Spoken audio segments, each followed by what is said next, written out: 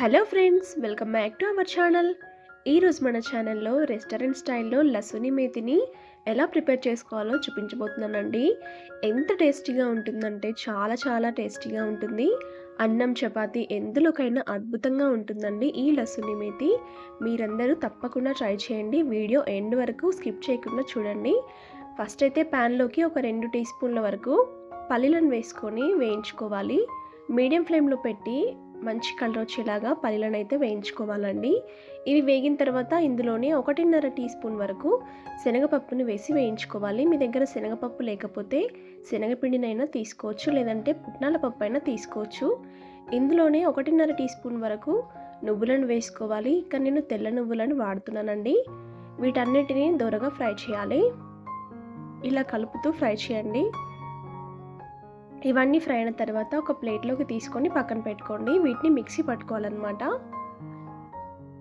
ఇవి ఆరే లోపల చూడండి, నేను ఇక్కడ మెంతాకుని తీసుకున్నాను, చిన్న మెంతి కూరాకుని తీసుకున్నాను. మీరు ఏదైనా తీసుకోవచ్చు.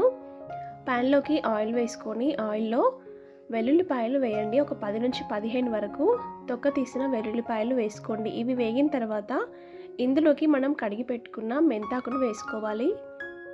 మీ దగ్గర పెద్ద మెంతి కూరాకు ఉంటే అదైనా తీసుకోవచ్చండి. ఏది అవైలబుల్గా ఉంటే అది తీసుకోండి. దేంతో చేసినా కూడా టేస్ట్ అనేది చాలా బాగుంటుంది.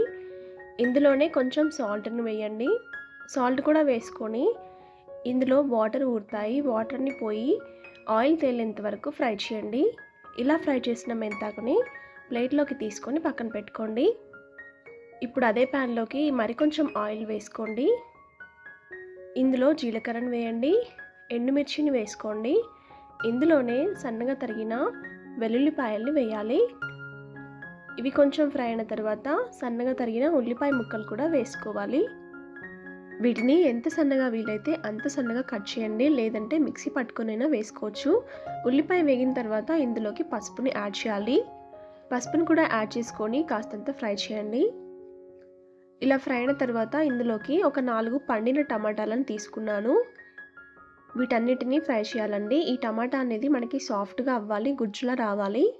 అలా వచ్చేలాగా ఫ్రై చేసుకోవాలి. ఇందులోనే రుచికి సరిపడినంత సాల్ట్ కూడా వేయండి. ఇక్కడ సాల్ట్ వేయడం వల్ల మనకి టమాటా అనేది త్వరగా మగ్గుతుంది అండ్ గుజ్జులాగా చాలా బాగా వస్తుంది.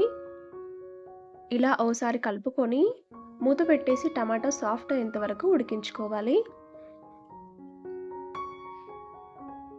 ఇప్పుడు ఇది ఉడికే లోపల ఒక మిక్సీ జార్లోకి మనం ముందుగా ఫ్రై చేసి పక్కన పెట్టుకున్న పల్లీలు, నువ్వులు, శనగపప్పు ఉన్నాయి కదండి, వాటన్నిటిని మిక్సీ వేసుకోవాలి. ఇందులోనే కొంచెం వాటర్ని కూడా యాడ్ చేసి మెత్తటి పేస్ట్ లాగా గ్రైండ్ చేయాలి. చూడండి, వీడియోలో చూపిస్తున్న విధంగా ఇలా పేస్ట్ చేయాలి. దీన్ని పక్కన పెట్టుకోండి. చూడండి, మనకి టమాటా అయితే బాగా మగ్గిపోయింది. ఇలా మగ్గిన తర్వాత ఇందులోకి మనం ముందుగా గ్రైండ్ చేసి పెట్టుకున్న పేస్ట్ని వేసుకోవాలి. ఈ పేస్ట్ని వేసుకొని అడుగు పట్టకుండా స్టవ్ని సిమ్లోకి పెట్టేసి బాగా కలుపుతూ ఫ్రై చేయండి.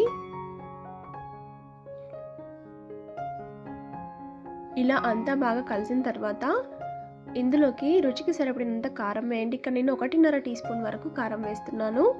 అలాగే వేయించి పొడి చేసిన జీలకర్ర పొడి, వేయించి పొడి చేసిన ధనియా, గరం మసాలా పొడి వేస్తున్నాను. మీ దగ్గర ధనియాల పొడి, గరం మసాలా పొడి వేరువేరుగా ఉంటే వాటిని కూడా వేసుకోవచ్చండి. ఈ పొడులన్నీ వేసుకున్న తర్వాత ఓసారి బాగా కలపండి. ఈ పొడులేవి మాడకుండా సిమ్లో పెట్టుకొని వేయించుకోవాలి. ఇప్పుడు గ్రేవీకి సరిపడినన్ని వాటర్ని యాడ్ చేయండి. వాటర్ని కూడా యాడ్ చేసుకొని ఒకసారి అంతా బాగా కలుపుకొని ఎంత గ్రేవీ కావాలనుకుంటున్నారో అంత వాటర్ని అయితే యాడ్ చేయాలి. కలిపిన తర్వాత ఇందులోకి మనం ముందుగా వేయించి పెట్టుకున్న మెంతి కూరాకును వేసుకోవాలి. వేసుకొని కర్రీలోకి అంతా బాగా కలిసేలాగా కలపండి. ఇలా కలుపుకొని మూత పెట్టేసి ఒక 5 నుంచి 6 నిమిషాల పాటు ఉడికించుకోవాలి. మనకి ఆయిల్ అనేది పైకి తేలుతుందండి. ఇందులో నువ్వులు, పల్లీలు వేసాం కదా, దానిలో ఆయిల్ కూడా రిలీజ్ అవుతుందన్నమాట. ఇలా వచ్చిందంటే మనకి కర్రీ అనేది పర్ఫెక్ట్గా రెడీ అయినట్టండి. అంతేనండి, ఎంతో టేస్టీగా ఉండే లసుని మేతి రెడీ. అన్నం చపాతీలోకి అయితే అదిరిపోతుందండి. తప్పకుండా ట్రై చేయండి. మీకు ఎలా వచ్చిందో కామెంట్ చేయండి.